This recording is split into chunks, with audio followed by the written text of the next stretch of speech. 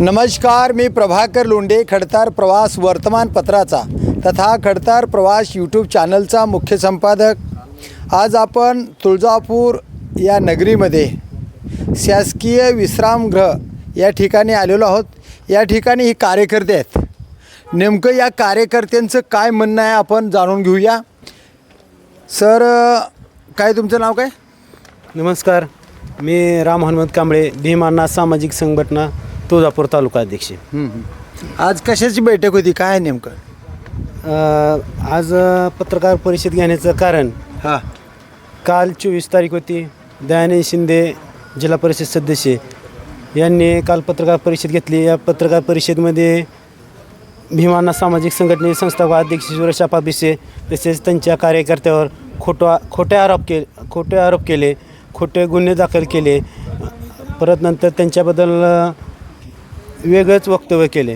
नाही, गुन्हे कुणावर खोटे गुन्हे नोंद केले? दयानंद शिंदे यांचं असं म्हणणं आले की बाबा सुरेशप्पा भिसे हे संघटनेचे संस्थापक अध्यक्ष आहेत। यांनी तालुक्यामध्ये ज्या काही आपले समाज बांधव आहेत या समाज बांधवांना खोट्या अट्रॉसिटी करायला लावल्या म्हणून। परत नंतर समाजातील काही अट्रॉसिटी झाल्या त्या ठिकाणी अट्रॉसिटी झालं त्या ठिकाणी काय झालं? त्या ठिकाणी दलित समाज बांधवाकडून ते मिटवून घेण्यासाठी पैसे घेतले म्हणून असे इतर असे काही खोटे आरोप त्यांनी केले आहेत। हे आरोप कुठं तर थांबले पाहिजे असं तुमचं मत आहे? असं आमचं मत। पण तुमचं नाव घेतलं की तुमच्या काय नाव तुम्हाला? राम कांबळे यांनी 307च्या कलमाखाली आहेत। अशा पद्धतीचे गुंडवृत्तीचे माणसं आहेत। अजून कोणतरी दत्ता आहे, ते दत्ता पण गुंड आहे, यांच्यावर गुन्हे नोंद आहेत आणि हे गुंडगिरी करतात। एका जिल्हा परिषदेच्या सदस्यावर जर असे गुंडगिरी करतात, माझ्या घरी आले 50-50 जण आले, मला जीव मारण्याचा प्रयत्न केला आणि मला जर काही कमी जास्त झालं तर ह्यांच्यापासूनच माझ्या जीवाला धोका आहे, असेही ती बाईटमध्ये म्हणाले। नेमकं तुमचं मत काय आहे याच्यावर? माझं मत असं आहे की दयानंद शिंदेने काल पत्रकार परिषद घेतली। या पत्रकार परिषदेमध्ये त्यांनी त्याच्यावर हल्ला जे झाला आहे ते 20 तारखेला हल्ला झाला असं म्हणून त्यांनी कालच्या पत्रकार परिषदेमध्ये त्याचं वक्तव्य आहे।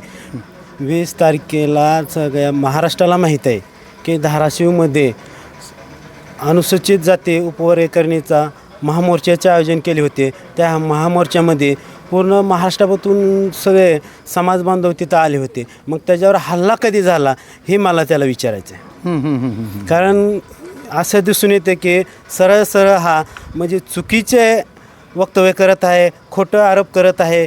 म्हणजे असा जे प्रकार आहे तो प्रकार घडलेला नाही। कारण हा प्रकार घडला असता तर त्यांना ज्या दिवशी काय घटना घडली त्या घटनेची त्याला तारीखसुद्धा माहीत नाही। कारण त्यांना आपला विषय त्या बसून मिटवायच्या उद्देशानं आपण गेले ते त्या विषयाला त्यांनी वेगळं स्वरूप दिलेलं आहे। कारण एखाद्या व्यक्तीचं जर 3-4 व्यक्ती असतील त्याच्या पूर्ण कुटुंबातील असे 20-25 लोक त्याच्या कुटुंबातली होती। त्या व्हिडिओ त्याने काल दाखवल्या त्या बाईटमध्ये। त्या व्हिडिओमध्ये त्याच्या घरातले बायासहित असे 20-25 लोक होते। आपांचे सोबत आपांचे 2-3 सहकारी होते। तर मला एक म्हणायचं आहे की त्याच्यावर हल्ला कसं करतील? आता त्या व्हिडिओमध्ये असं दाखवण्यात आलं की तुम्ही 5-25 जण तिथं जाऊन शिव्या द्यायला आणि तुम्ही तिथं तू तिथंच, आता आम्ही येत आहो असं सुद्धा त्या व्हिडिओमध्ये म्हटलं जातं आहे। नेमकं कधीचा व्हिडिओ आहे हे आणि कधी तुम्ही तिथं गेला होता आणि त्यांच्यावर तुम्ही जो प्राणघातक हल्ला केला म्हणून त्यांनी रीतसर तक्रार दिली, या बाबतीमध्ये काय मत आहे तुमचं? आता हा व्हिडिओ आहे, ह्या व्हिडिओमध्ये आप्पा पुढे आहेत, हे पाठीमागे जी पूर्ण आहेत हे युवराज शिंदेचे पुतणे आहेत, युवराज शिंदेचे भाचे आहेत, हे सगळे आहेत। आता हे व्हिडिओ बघा, आता हा युवराज शिंदे आहेत। हा युवराज शिंदेनेच वाडावडी ह्या व्हिडिओमध्ये दिसाले। हे साईडचे जे लोक आहेत त्यांनीच आप्पांना वाडावडी केलेलं आहे। म्हणजे असं आहे की आप्पासोबत 3-4 कार्यकर्ते होते, परंतु त्यांच्या पूर्ण परिवार त्यात 20-25 लोक होते। मग आप्पा 3-4 माणसात आणि 25-30 व्यक्तीमध्ये फरक आहे का नाही? मग ह्याच्यावरूनच लक्षात म्हणजे हे जे ते कार्यकर्ते आहेत ते आप्पाचे नाहीत का? आप्पाचे नाहीत, आप्पासोबत त्यांचे हे कुठं प्रकार घडलेला आहे? हा प्रकार जे घडला आहे ते मसल्यामध्ये घडलेला आहे। किती तारखेचा आहे? हा प्रकार घालेला आहे ते 21 तारखेला. 21 तारखेचा त्यांनी सांगितलं 20 तारीख. हां, 20 तारीख. 20 तारखेला तुम्ही मोर्चामध्ये होता. मोर्चामध्ये हे सगळ्या महाराष्ट्रानं सगळ्या बघितलं. महाराष्ट्राला माहिती. मग 20 तारखेची तारीख जी आहे ती चुकीची असल्यामुळे तुम्ही ही प्रकरण खोटं आहे असं म्हणता का? खोटंच आहे. तसा तर तसा प्रकार घाललेलाच नाही. कारण हा बसून विषय मिटवायच्या उद्देशानं आम्ही गेलेलो होतो. त्यावेळेस ह्यांनी म्हणजे एक आप्पाचे जे सामाजिक कार्य आहे या सामाजिक कार्याला कुठं तर गाठबोट लावायचं होतं त्यांना. आप्पाचे जे जे आज जे चालू वर्चस्व चालू आहे, जे समाजामध्ये आप्पांना मान सन्मान भेटतं हे त्यांना बघवण्यापुटी आप्पाच्या विरोधात ह्यांनी खोटे गुन्हे दाखल करत आहेत. आणि त्यांनी बसून मिटवू म्हणले. हा प्रकरण तिथंच मिटलेलं आहे. पण दयानंद शिंदेने संध्याकाळी जाऊन खोटे गुन्हे दाखल केले आणि त्यांनी असं बी केलं की आता सूरज भिसे हा सूरज भिसे तिथं व्यक्ती नव्हताच तरी देखील त्या व्यक्तीचं त्यांनी नाव घेतलं. त्या व्यक्तीचं शिक्षण चालू आहे, त्याचं ग्रॅज्युएशन चालू आहे. आता सध्या तो नोकरीच्या शोधामध्ये आहे. त्या व्यक्तीवर त्यांनी गुन्हा दाखल केला. बरं, मला म्हणायचं की काल पत्रकार परिषद जी घेतली, तुम्ही परवा दिवशी पत्रकार परिषद घेतली होती आणि त्या पत्रकार परिषदेवर तुम्ही युवराज शिंदेवर आरोप केले होते, बरोबर आहे का नाही? पण युवराज शिंदेची बैठक नसून म्हणजे पत्रकार परिषद नसून ही पत्रकार परिषद दयानंद शिंदेची होती. मग दयानंद शिंदेचा आणि तुमचा काय संबंध होता? दयानंद शिंदे म्हणजे त्याने दिली पाहिजेत पत्रकार परिषद का युवराज शिंदेने दिली पाहिजे? युवराज शिंदेनेच नेमानं पत्रकार परिषद द्यायला पाहिजे होते. परंतु विषय असा झाला की हे प्रकरण कुठं तर थांबलं पाहिजे म्हणून आम्ही त्याच्या घरी गेलो असता डायरेक्ट हे दयानंद शिंदे यांनी काय केलं, जे एक दिवस अगोदर जे बँजो मालक आहेत महाकाल बँजो आप्पांची ते जयंतीला ठरवलं होता त्या बँजो मालकाला त्यांनी ते झालं एकमेकाला शिव्या झाल्या. तू आमचा बँजो लावू नको, तुझा बँजो लावलं तर आम्ही बँजो लावणार नाही, ही प्रकार झाला. फक्त आपल्याला ह्या पत्रकार परिषदेमध्ये त्यांनी महापुरुषाच्या जयंतीला विरोध केला, ह्या सगळं आपल्या पत्रकार परिषदेमध्ये झाला हा विषय. आज कालच्या पत्रकार परिषदेचे जी तुमच्यावर आरोप आहेत, तुमच्यावर 307चा गुन्हा आहे असं सांगितलं की खंडणीखोर आहेत, हे गावगुंड आहेत असं ते म्हणायला. तर गावगुंड तुम्ही आहात का आणि तुम्ही खंडणीखोर आहात का? तुमच्यावर 307चे गुन्हे जरी असतील तरी तुम्हाला शिक्षा लागली का? या सगळ्या गोष्टीवर तुम्ही काय म्हणाल? दयानंद शिंदेने काल जिल्हा परिषद सदस्य दयानंद शिंदे यांनी काल वक्तव्य केले की बाबा राम कांबळेवर 307 सारखा गंभीर स्वरूपाचा आरोप केला त्यांनी.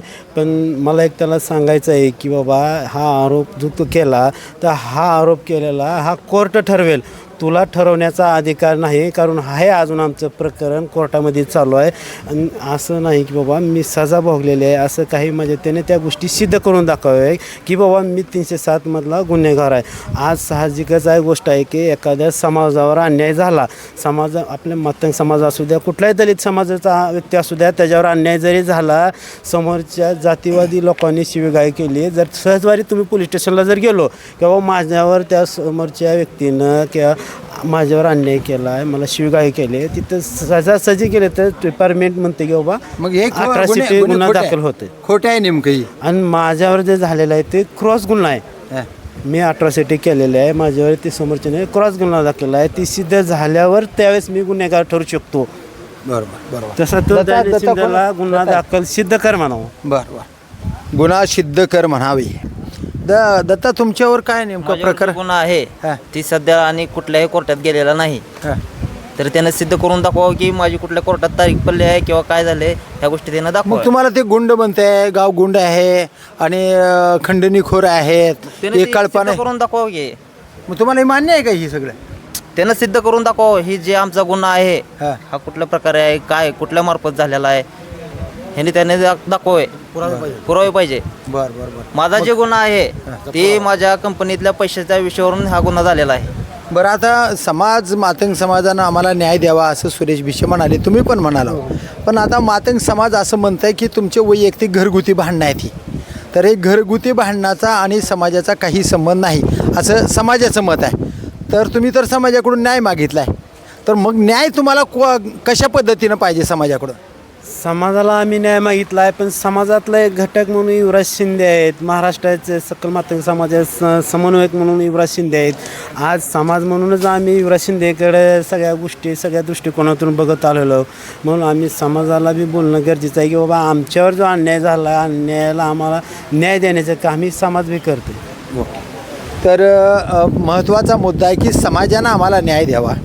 समाजाचा एक घटक सकल मातंग समाजाचा युवराज शिंदे एक नेता म्हणून त्यांच्याकडे आम्ही पाहत होतो, पण आमच्यावरच यांच्याकडून अन्याय झाला असं त्यांचं स्पष्ट मत आहे. आणि आम्ही काय गावगुंड नाहीत, आमच्यावर गुन्हे नोंद असतील पण अजून तरी न्यायालयानं ते गुन्हे सिद्ध केले नाहीत, आम्हाला शिक्षा लागल्या नाहीत. आम्ही शिक्षा लागल्यावर गुन्हेगार आहेत. आरोप तर महाराष्ट्राच्या मुख्यमंत्र्यावर सुद्धा आहेत, आरोप तर पूर्ण देशावर आहेत. आरोपी म्हणजे गुन्हेगार नाही, हे करेक्ट आहे. आणि जोपर्यंत आम्ही शिक्षास पात्र होत नाहीत, आम्हाला सजा लागली जात नाही, तोपर्यंत आम्ही गावगुंड नाही, आम्ही खंडणीखोर नाही, आम्ही समाजाचं नुकसान कुठंही केलेलं नाही. उलट समाजाला आम्ही समाजाच्या मोर्चाला मदत केलेली आहे. परवा दिवशीच्या बैठकीमध्ये आम्ही सांगितलं आहे आमचा आणि समाजाचा कसलाही द्वेष राग समाजावर आमचा नाही. आम्ही समाजाचं परिवर्तन करायचं आहे म्हणून आम्ही समाजाला देणगी दिली, ही समाजाच्या हितासाठी दिली, आम्ही कोणाच्या वैयक्तिक हितासाठी नाही दिली, असंही परवा दिवशीच्या बैठकीमध्ये सांगितलेलं आहे.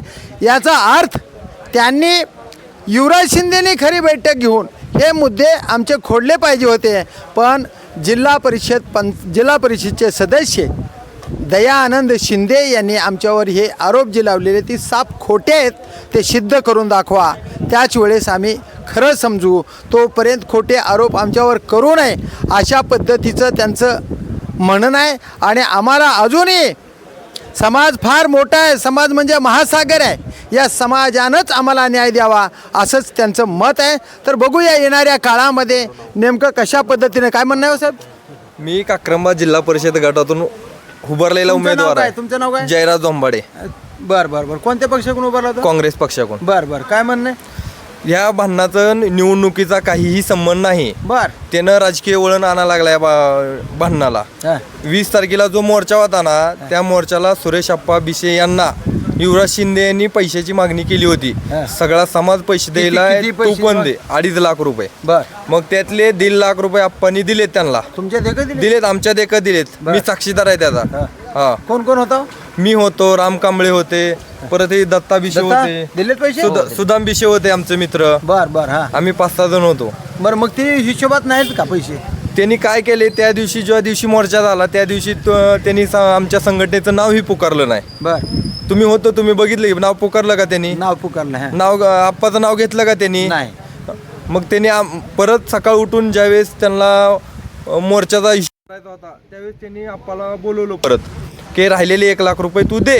बर. आप्पा म्हणले तुम्ही काल माझ्या संघटनेचं नाव घेतलं नाही, माझं नाव घेतलं नाही, माझ्या सहकार्याचं नाव घेतलं नाही, मी कशामुळं तुम्हाला पैसे देऊ?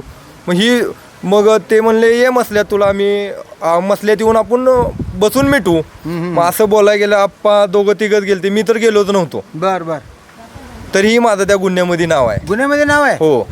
बर बर बर बर बर. आता काय म्हणणं आहे? आणि त्यांनी त्या दयानंद शिंदेनं आमच्या इथं लोकशाही रान्नावासाठी अख्ख्या महाराष्ट्रात ग्रामीणला 1 नंबर जयंती होती, हे तुम्हालाही माहीत आहे. बरोबर. त्या जयंतीला त्यानं आम्ही जो बँड लावलाय साताऱ्याचा, त्या बँड मालकाला त्यानं विरोध केलाय, तू तिथं अण्णावासाठी जयंती वाजवायची नाही म्हणून. तो सत्तेचा माज करत आहे. बर. काय केलं मग तुम्ही याच्यावर? या जयंती आमची झाली पाहिजेत, कोणामुळे जयंती थांबणार थांबत नाही. आणि आम्ही सुद्धा महापुरुषाची जयंती अडू देणार नाही समाज म्हणून. तुम्ही आमची जयंती बघता, आम्ही सर्व महापुरुषांचे फोटो लावतो. बर बर. मग हे महापुरुषाच्या जयंतीला जाणीवपूर्वक जाणीवपूर्वक त्यांना अडवणूक करायला लागलाय. बर बर. मग आता काय मत आहे तुमचं? तुमचं काय मत आहे? त्या दिवशी त्याला बंदोबस्त कडक पाहिजे जयंतीला, आमचं असं म्हणणं आहे. आणि जेवढे बी काय आपावर जे आरोप झालेले आहेत, सुरेश आप्पा बिशे यांच्यावर जी बी काय आरोप झालेले आहेत ती सिद्ध करून दाखवायची त्यांनी, जेवढे बी आरोप झालेले आहेत. आणि ज्या दिवशी काकरंब्यामध्ये ज्या दिवशी जयंती आहे त्या दिवशी आम्हाला कडक असं प्रोटेक्शन पाहिजे पोलिसांचं. काय मत आहे साहेब? आरोप सिद्ध म्हणजे कसं, त्यांनी आता जसं काय आम्ही तो त्याच्या पुरावा सेट कालच्या पत्रकार परिषदेमध्ये त्यानं सांगितलं की संघटनाच मी ओळखत नाही, मला माहीत नाही. हे पुरावा आहेत. संघटनेचा संघटनेमध्ये तो पदाधिकारी म्हणून काम केलेलं आहे त्यांनी बरोबर ती स्वतः त्याचे पुरावे आहेत. पुरावे आहेत असे सगळे. पुरावे त्यांनी निवेदन दिलेलं आहे. स्वतः दयानंद शिंदे हा दयानंद शिंदे आहे. हो, हे. इथं सुरेश आप्पा भिसे आहेत. हे बघा, हे DYSP ला दिलेलं निवेदन आहे. हे नळदुर्ग आहे. Police station. हा बघा, लाल पंचाकडून थांबलेला. तो कालच्या परिषदेमध्ये त्याने म्हणलं की माझा संघटनेशी काहीच संबंध नाही, मी नव्हतो आणि मला ही संघटनाच माहीत नाही, भीमांना संघटनाच मला माहीत नाही म्हणतोय. तर मग हा कोण? हा तो लबाड माणूस आहे, निवड लबाड आहे. आणि त्यांनी जेवढे आप्पावरती आरोप केलेत त्याचे त्यांनी पुरावे द्यावे, अन्यथा प्रशासनाने त्याच्यावरती गुन्हा दाखल करावा. अन्यथा रस्त्यावर उतरण्याची मी स्वतः लातूरचा जिल्हा अध्यक्ष आहे. काय नाव तुमचं? अमर कांबळे. आम्ही सर्व लातूरहून 22 लोक पूर्ण टीम आलेले आहे. सगळे लोक. आणि ह्याच्यामध्ये हे समाज आहे आणि ह्या समाजावर खोटे नाटे आरोप करणे म्हणजे आज समाजाला बदनाम करणे असा त्याचा अर्थ होतोय. आता खरं आहे का खोटं आहे हे तपासाअंती कळणार आहे, पण खरं जे आहे ते खरंच होणार आणि खोटं ते आहे ते खोटंच होणार. यासाठी ज्यांच्यावर आरोप केलेले आहेत ते आरोप खोडून काढणं फार महत्त्वाचं.